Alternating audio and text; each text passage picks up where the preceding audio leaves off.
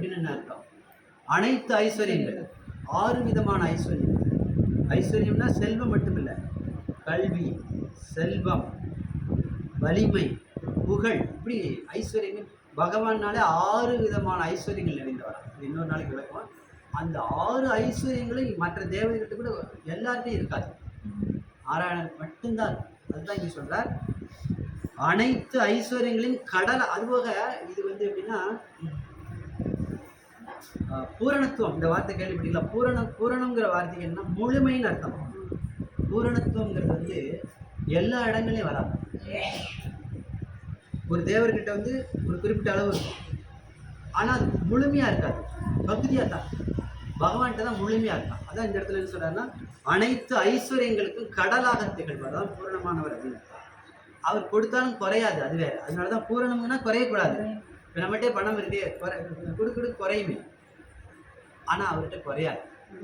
அனைத்து ஐஸ்வர்யங்களையும் வச்சிருக்கிறதுனால கொடுத்துக்கிட்டே இருப்பார், குறையவே இல்லை. அதான் அது கடலாக. கடல் குறையுமா? அதான் இந்த இடத்துல சொல்லி அனைத்து ஐஸ்வர்யம் கடலாக. பெரும் சாதனையாளராக வந்து பெரும் சாதனையாளராக, கற்றறிந்தவராக, ஒன்று சேர்த்துக்க வேண்டியதான், சக்தி வாய்ந்தவராக, பெருந்தகையாளராக, நேர்மையானவராக, நன்றி மிகுந்தவராக இருப்பவர், குறைவற்ற குணங்களுடன் அனைத்து உயிர்வாழிகளின் உண்மையான நலனில் அக்கறை உள்ளவர். இதுதான் ராமபிரான். ஏன் ராமருக்கு மட்டும் அவ்வளவு பற்றுதல் குணம் எல்லாத்தையும் வருது? ராமர்னாலே அந்த காலத்துலேயும் சரிதான். அவர் இப்பவும் சொல்ல முடியாது. ராமராஜ்யம்ங்கிற வார்த்தையில அடிக்கடி சொல்கிறாங்க. ராமராஜ்யம், ராமர் மாதிரி ஆட்சி அமைக்கணும் தான் சொல்கிறாங்க. ராமர் ஆட்சி என்ன அவ்வளவு நேரம் இருக்குது. இப்போ அரசாட்சி பண்ணுறவங்க என்ன பண்ணுறாங்க? எந்த நாடாக இருக்க உலக அளவில் எல்லாருமே மனிதர்களுக்கு மட்டும்தான் முக்கியத்துவம் இருக்கு. வச்சுக்கலாம்.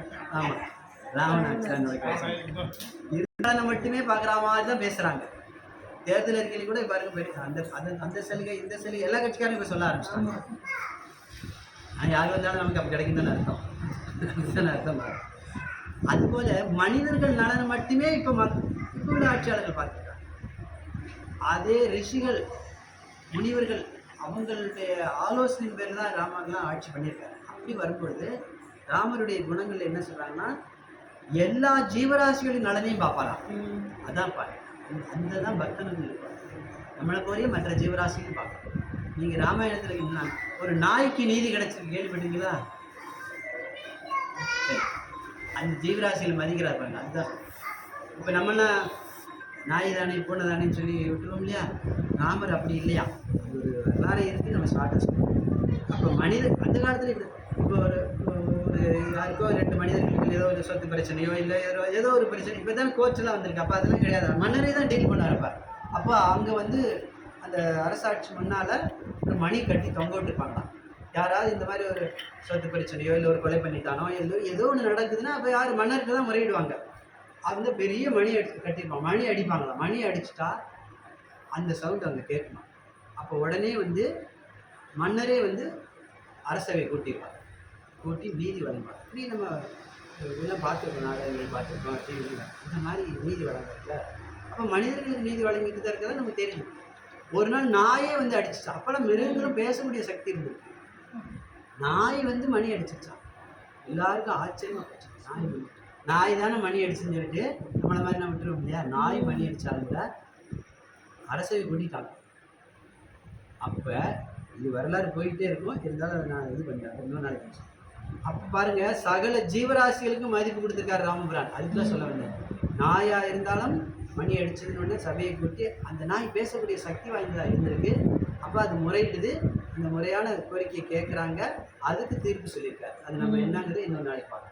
அப்போ சர்வ ஜீவராசிலையும் அவர் சொல்லியிருக்காரு. அனைத்து உயிர்வாழிகளின் உண்மையான நலனில் அக்கறை உள்ளவர், ஒப்பில்லாதவராகவும் புத்திசாலியாகவும் பேரழகு வாய்ந்தவராகவும் இருப்பார். ஆமாம், ராமபிரானை பார்த்த கண்கள் மற்றொன்றினை காணாவே நம்ம ஆழ்வார்கள் பாசுறாங்களா? ராமருடைய அழகு அப்படி. அதே மாதிரி தான் அவருடைய புத்திசாலித்தனம் அப்படி தான்.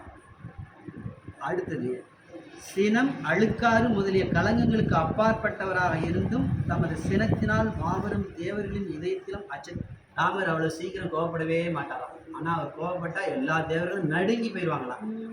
அவ்வளவு அமைதியாக தான் இருப்பார். சாந்த சொரிவா அதான் சாது மிரண்டால் காட்டுமணிங்கிற மாதிரி தான் அந்த மாதிரி. அது எப்போ காட்டினார்? கடலரசன்ட்ட காட்டினார். அதை திருப்பிலானியில் இலங்கைக்கு வழி கேட்குறாரு. அவர் கேட்க வேண்டிய அவசியம் கிடையாது. மானிடனாக வந்ததுனால அப்படி பண்ணுறாரு. கடலரசன்ட்ட முறையாக வேண்டாரு, எனக்கு வழி வேணும்னு கேட்குறாரு. அப்போ முறையாக அதுக்கு அவர் திருப்பிலான் கருப்பசேன பெருமாள்னு சொல்கிறோம்ல, அவர் தியானம் பண்ணுறாரு. அவர் உண்ணாவிரதம் மாதிரி இருக்கிறாரு. அவருக்கு தவம் இருக்கிறாரு. அப்பவும் வரல. அப்போ தான் வெளில எடுத்தார். அப்போ தேவர் நடுங்கி போயிட்டாங்க. அது ஒரு வரலாறு நம்ம அடுத்தது. அப்போ தேவர்கள் கோபமே பட மாட்டார், அமைதியாக இருப்பார். கோபப்பட்டாலும் தேவர்களால் நடுங்குவாங்களாம். அந்த மாதிரி மாபெரும் தேவர்களின் இதயத்தில் அச்சத்தை ஏற்படுத்துது. உலகையும் காக்க வல்ல சக்தியை பெற்றிருப்பவர் செல்வ திருமகள் தனது பூரண ஆசையை அளித்துள்ளார். செல்வ திருமகள் யார்? மகாலட்சுமி. மகாலட்சுமியுடைய கடாட்சம் ஃபுல்லாக எப்பவுமே உண்டு. அதாவது ராம சீதை சேர்த்து வழிபடணும், லட்சுமி நாராயணர் வழிபடணும், பெருமாளை வழிபட்டாலே தாயார் கொடியே வந்துடுவாங்க. எல்லா கடாட்சமும் சேர்ந்தான்.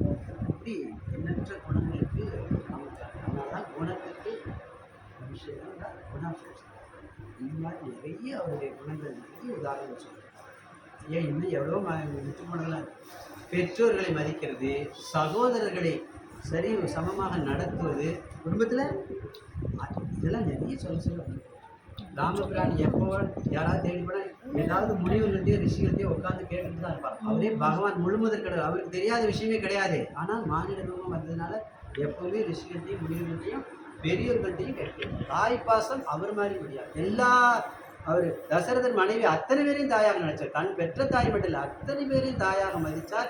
அத்தனை பேருக்கும் அவ்வளவு மரியாதை கொடுத்தார். அத்தனை பேருடைய உபதேசங்களை கேட்டு நடப்பார்.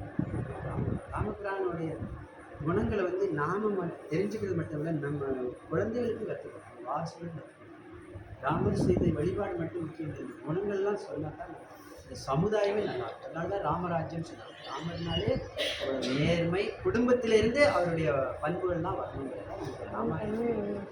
இதே மாதிரி கைங்கரியங்கிற விஷயங்கள்லாம் லட்சுமணருக்கு இருக்குது. அதெல்லாம் இன்னொரு நாள் நம்ம சனிக்கிழமை பாசனம். ராமருடைய பாசனம் சிம்பிளான பாசனம் தான், எளிமையான பாசனம்.